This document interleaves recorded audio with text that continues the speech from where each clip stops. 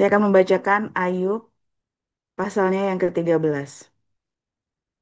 Sesungguhnya semuanya itu telah dilihat mataku, didengar dan dipahami telingaku. Apa yang kamu tahu, aku juga tahu. Aku tidak kalah dengan kamu. Tetapi aku hendak berbicara dengan Yang Maha Kuasa. Aku ingin membela perkaraku di hadapan Allah. Sebaliknya, kamulah orang yang menutupi dusta. Tabib palsulah kamu sekalian. Sekiranya kamu menutup mulut, itu akan dianggap kebijaksanaan daripadamu. Dengarkanlah pembelaanku, dan perhatikanlah bantahan bibirku. Sudikah kamu berbohong untuk Allah? Sudikah kamu mengucap dusta untuk Dia?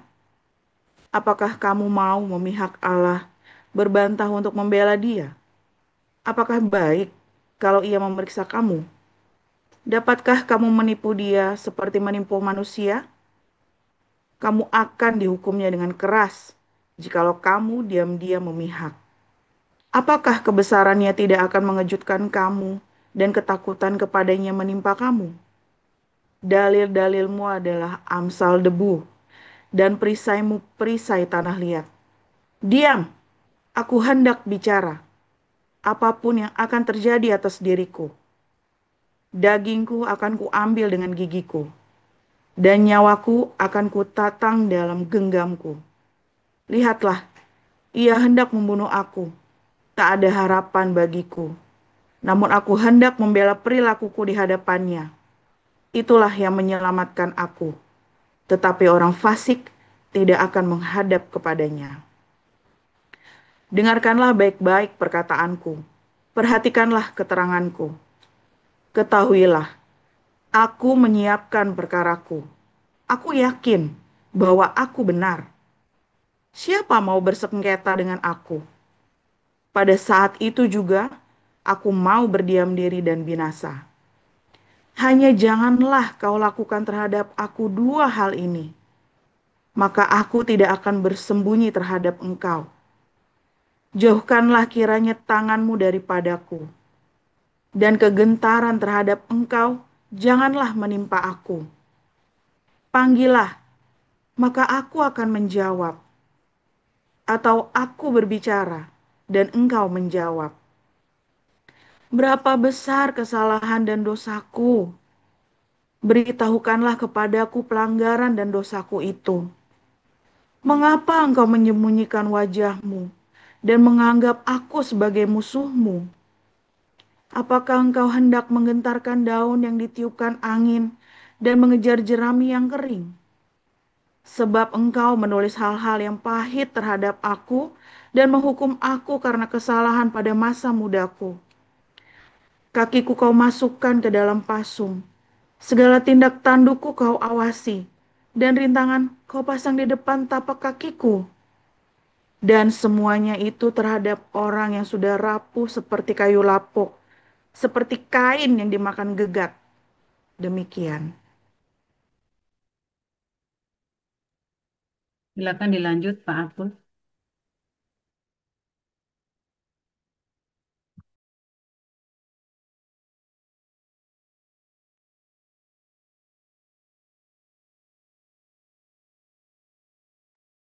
Mikrofonnya, Pak, belum terbuka, Pak. Silakan diklik.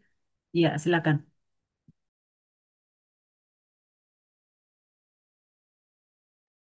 Tertutup lagi, Pak Apul.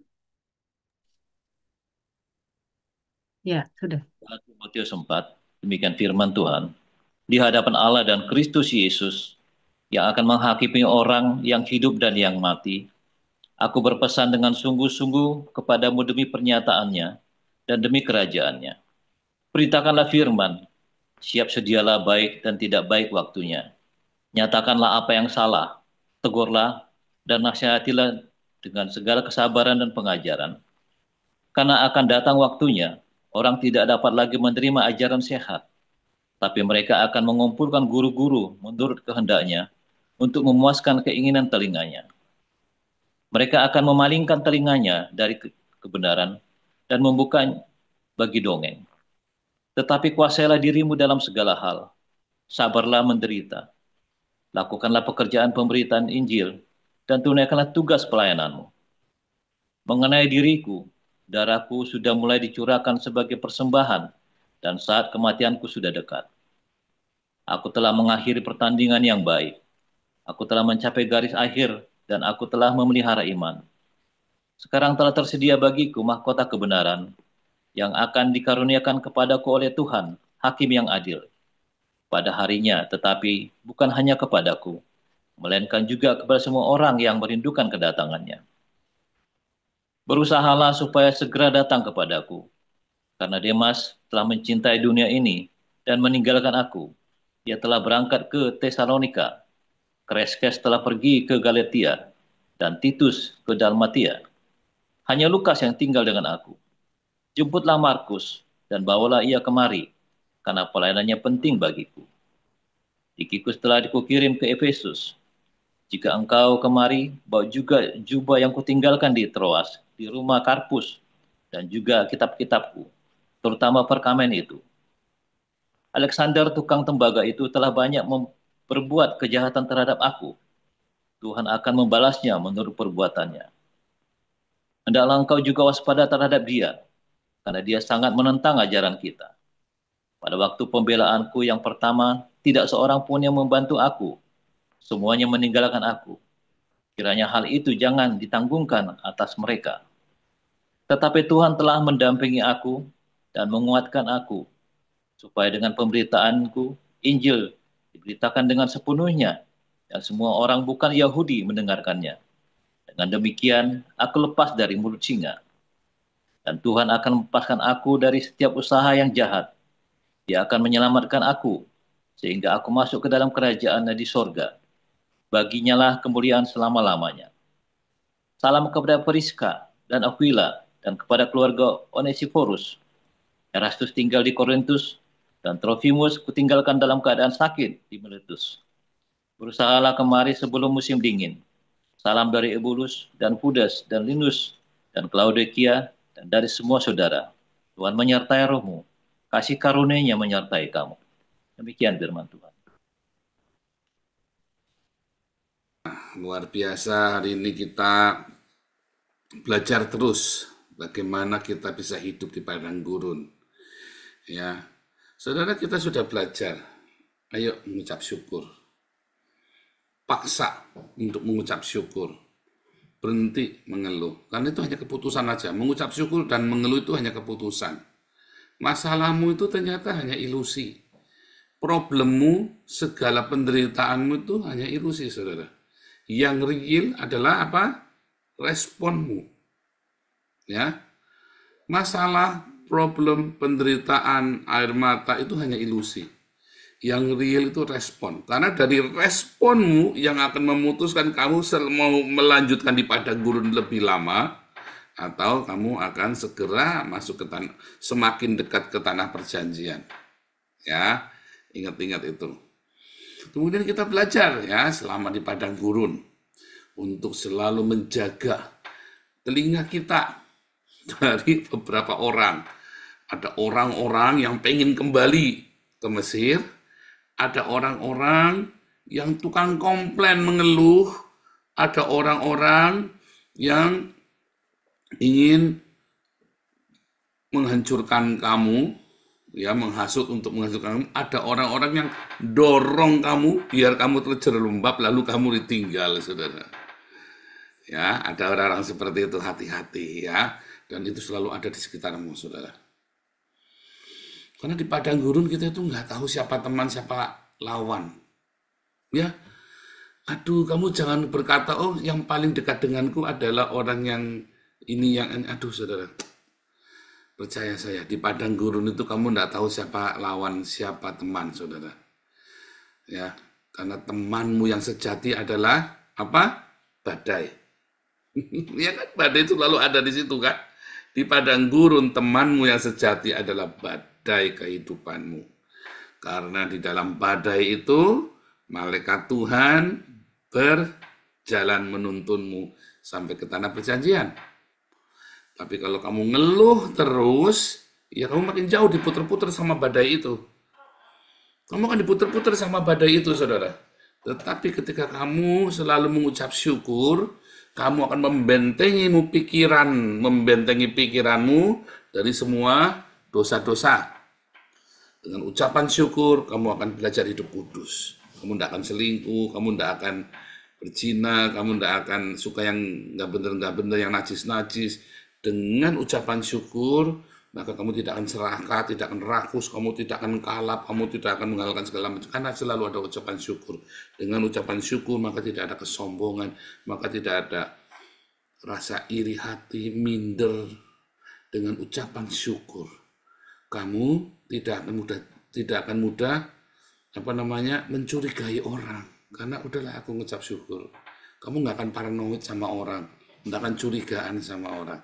Tetapi dengan ucapan syukur kamu akan selalu waspada, saudara. Dengan yang mung-mungnya cuma segini, aku mengucap syukur. Ya, di padang gurun itu juga kamu belajar bersuka cita. Bagaimana kamu bisa bersuka cita, saudara? Ketika kamu punya rema setiap hari, kamu mengerti 1 dari 1 juta orang Kristen yang bisa bersuka cita di padang gurun.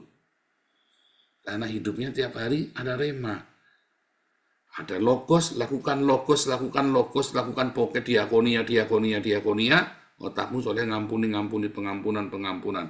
Tiba-tiba rema menguasai seluruh hidupmu, tiba-tiba kamu nyampe di tanah perjanjian. Padang gurun itu akan menjadi sebuah kesan, ya, persiapan sekolahmu, training center, ya, bukan cuma sekedar training center abal-abal, saudara, tapi kamu benar-benar digembleng di padang gurun, masuk tanah perjanjian dan kamu siap tempur. Ya kan?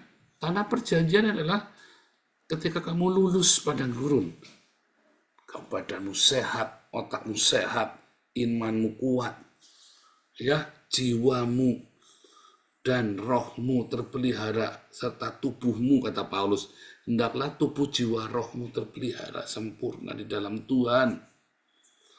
Ya, itulah berarti kamu lulus padang gurun tuh, ya, roh, jiwa dan tubuhmu, katanya Paulus kan, diberkati.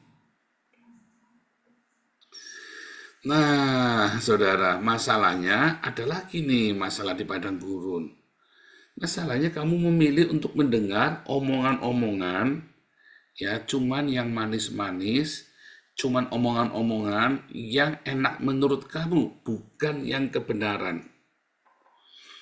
Ada beberapa orang ya suka nelpon saya, Pak, Bapak ngajar itu luar biasa, Pak. Tapi apa mungkin? Loh ya mungkin, saya kan sudah ngalamin.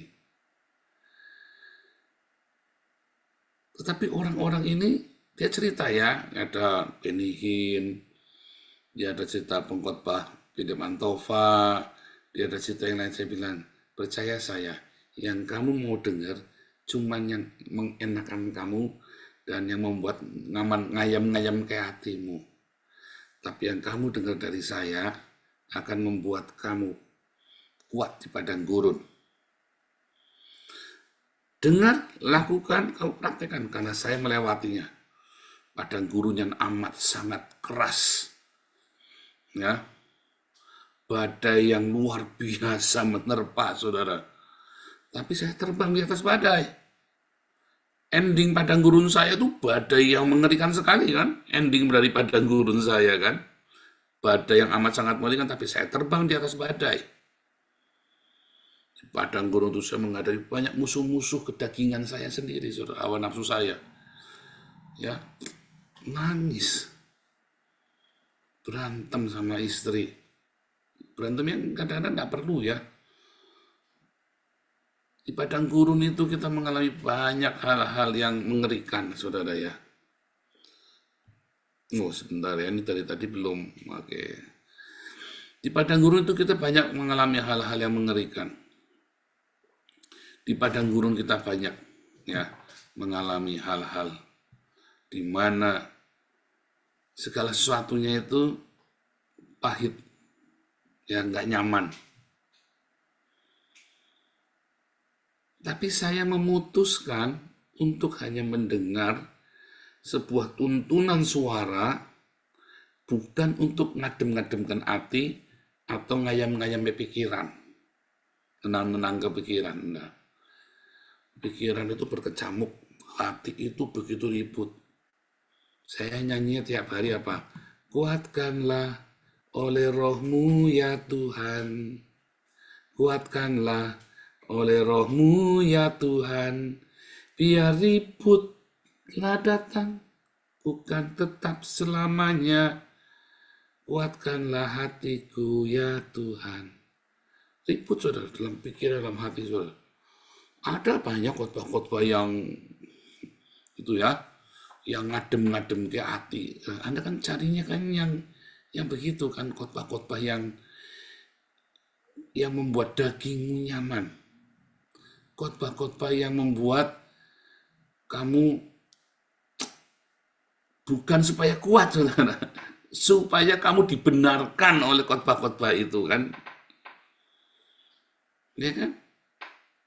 Supaya kelemahanmu itu dibenarkan oleh khotbah-khotbah itu, saudara. Oh ya, ini aku lemah. Oh ya, Yesus menolong, kan Tuhan Maha Tahu. Aku selalu jatuh, Tuhan tolong aku, Tuhan bangkitkan aku lagi. Karena aku selalu jatuh. Kamu di padang gurun nggak boleh jatuh bangun, saudara. Kamu jatuh bangun, artinya kamu muter-muter di padang gurun nggak nyampe-nyampe. Ya, kamu pengen cepat sampai ke tanah perjanjian? Hati-hati langkahmu. Jangan sampai ya kamu nginjak ular tedung dan kalajengking, saudara, di padang gurun dan dipakut ular dan kamu mati. Ada banyak sekali ular, Tuhan izinkan ular itu masuk ke perkemahan. Mengapa masuk ke perkemahan? Karena kamu ada sungut-sungut. Ya, karena kamu ada kenajisan dalam hidupmu. Kalau kamu sering-sering kemasukan ular, sering-sering kamu berarti muter-muter di padang gurun tuh. Ya. Di padang gurun tempat kamu latihan puasa yang benar. Kamu latihan datang sama Tuhan yang benar.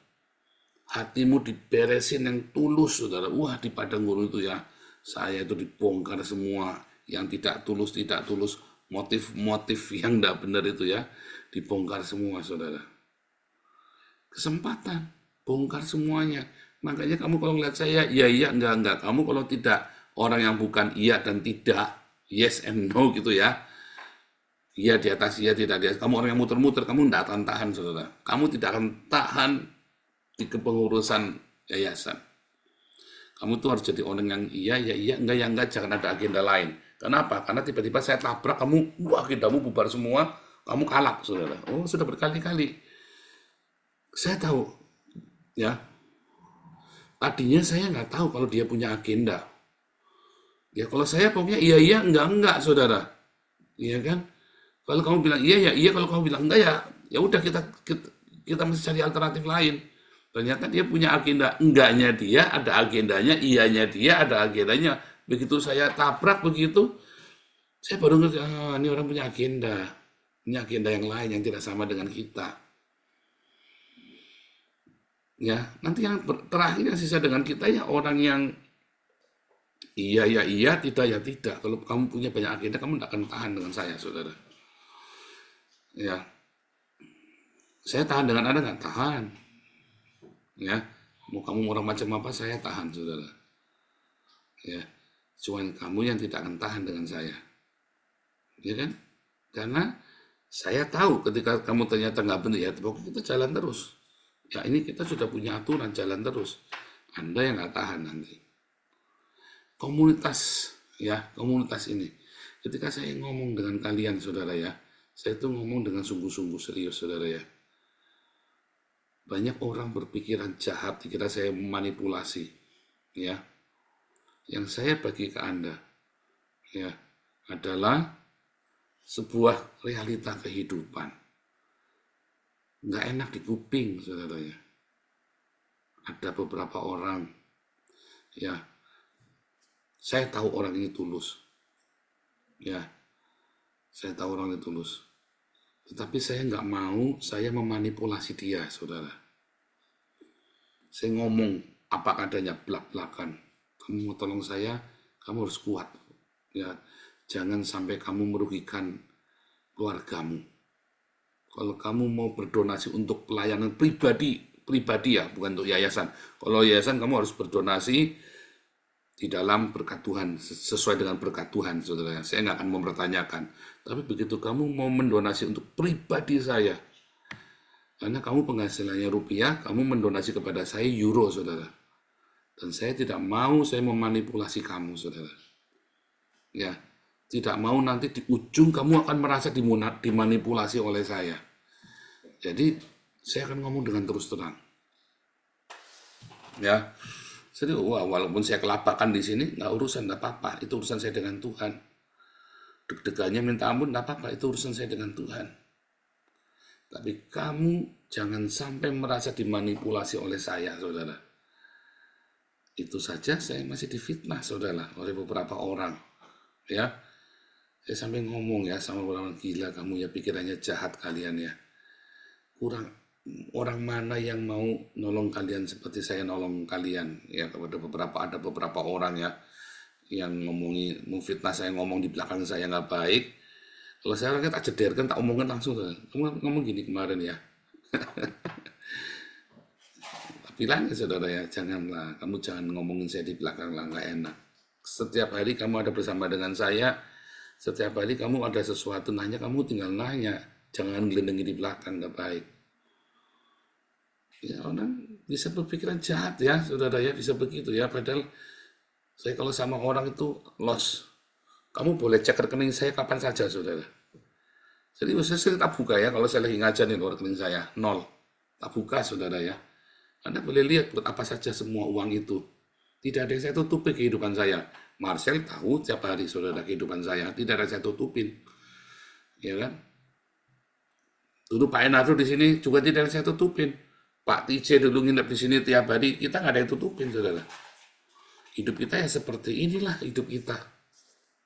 Ya, supaya jangan kamu merasa dimanipulasi oleh saya. Ya, saya bekas kriminal, saudara, saya tahu. Ya, saya bekas kriminal. Jadi saya juga berpikir dan saya tidak mau kamu merasa dimanipulasi. Jadi udah apa adanya saja.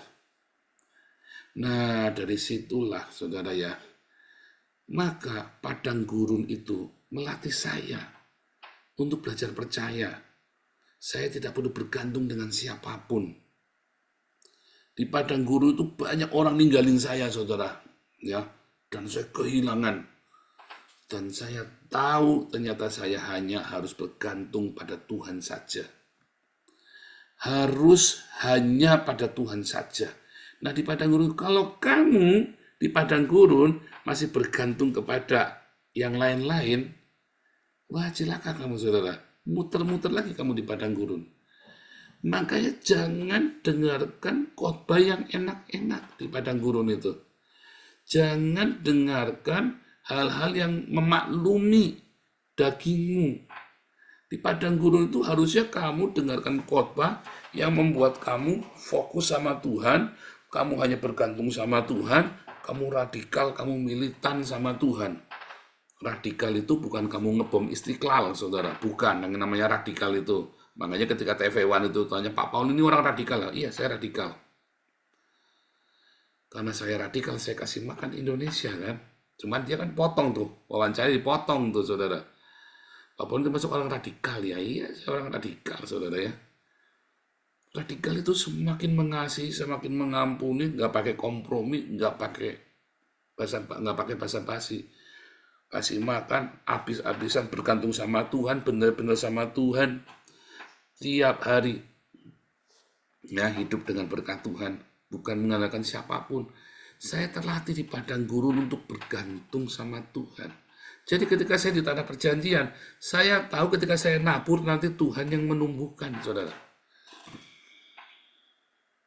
Nah, kamu di padang gurun ini kamu jangan sampai mendengarkan nasihatnya Bileam, jangan sampai mendengarkan nasihat dari Sama seperti Balak mendengarkan nasihat Bileam kan, nasihat-nasihat Bileam, mendengarkan nasihatnya Korah, mendengarkan nasihatnya si Yanes Yambres, mendengarkan nasihatnya orang-orang Dursila.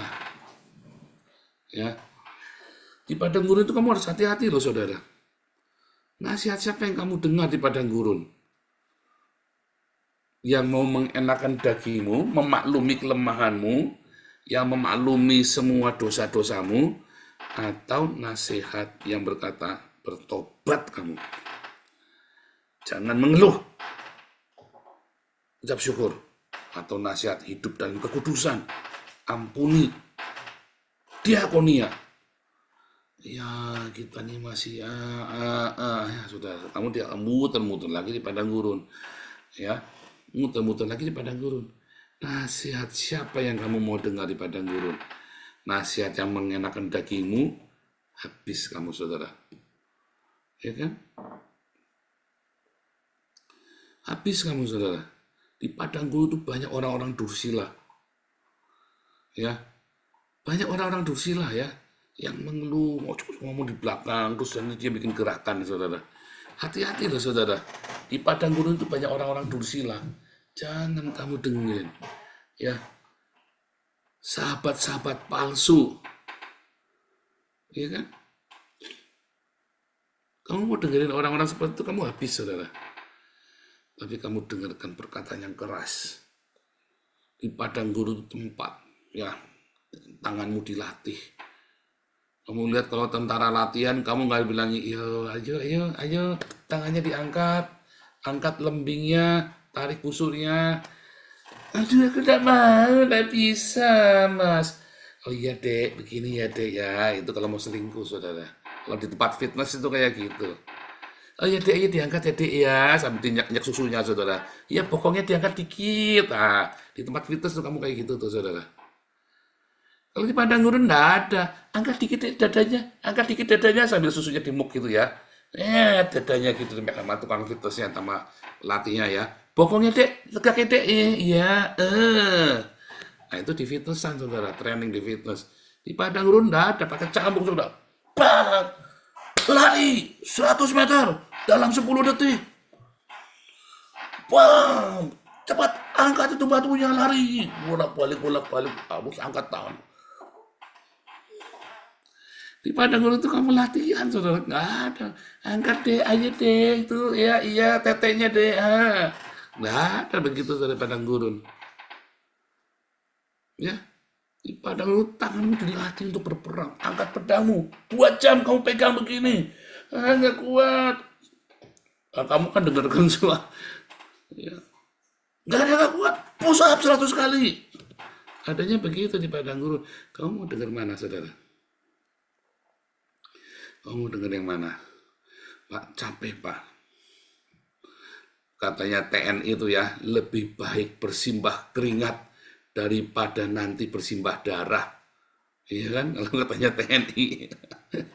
Sayang yang dibunuhin adalah warganya sendiri ya, TNI ya. TNI nggak berani tuh pergi ke Gaza, nggak berani, yang dibunuhin ya orang Papua yang katanya warganya sendiri. Sayang ya saudara ya. Di padang gurun itu kamu harus berlatih dengan keras. Kamu nggak boleh, kamu cengeng, kamu balik lagi, muter lagi, saudara. Ya, makanya saya bilang orang kalau di fitnessan, ya ngangkat 100 kilo belum tentu kuat, saudara. Tapi kuli songgol itu ngangkat sampai 1 tangan aja kuat. Cuma digituin aja, cewek loh, saudara. Kuli songgol loh, cewek. Kuli-kuli yang di pasar. Kalau orang fitness belum tentu kuat, saudara. Ya. Di padang gurun itu kamu dengarkan motivasi yang maju supaya kamu bisa fokus, supaya imanmu terarah sama Tuhan. Jangan kasihani dirimu, saudara. Jangan dengarkan cuma pengajaran-pengajaran yang mengenakan telingamu saja, mengenakan dagingmu, yang memaklumi kelemahanmu. Enggak, saudara. Tuhan baik, tapi Tuhan tahu hatimu busuk, saudara. Fokus. Maka kamu akan sampai ke tanah perjanjian. Pak, aku ini lama-lama enggak apa-apa, Pak. Ya karepmu enggak apa-apa, saudara. Saya mah 4 tahun aja Siapa di sini mau 40 tahun di padang gurun? Ya karepmu. Saya ajari kamu bagaimana cuma 4 tahun saja di padang gurun. Maksimum itu ya kelewatan, saudara. 4 tahun aja saya udah pakai bandel loh, saudara ya. Ada yang mau 40 tahun, ya karepmu. Lah papi saya malah mati di padang gurun. Ya, mami saya nyampe ke tanah perjanjian, tapi dia tunggu 40 tahun, saudara. Mami saya 40 tahun baru nyampe padang gurun, baru nyampe tanah perjanjiannya ya. Terus meninggal di tanah perjanjian. Ya, masa kamu mau nunggu 40 tahun? Jangan dong. Saya 4 tahun saja. Itu saja sudah babak udah kapok-kapok, saudara ya. Lah kamu mau sampai puluhan tahun ya karepmu, saudara. Kamu pengen cepat, saudara? Turutin nasihat saya. Fokus. Ucapan syukur, ya. Miliki rema. Dengarkan orang-orang yang tepat. Jangan yang mengenakan kuping dan dagingmu. Tapi orang-orang yang memacu kamu, memotivasi kamu hanya bergantung sama Tuhan saja. Bukan bergantung pada manusia, bukan bergantung kepada siapapun, tapi hanya kepada Tuhan saja. Haleluya. Tuhan Yesus memberkati.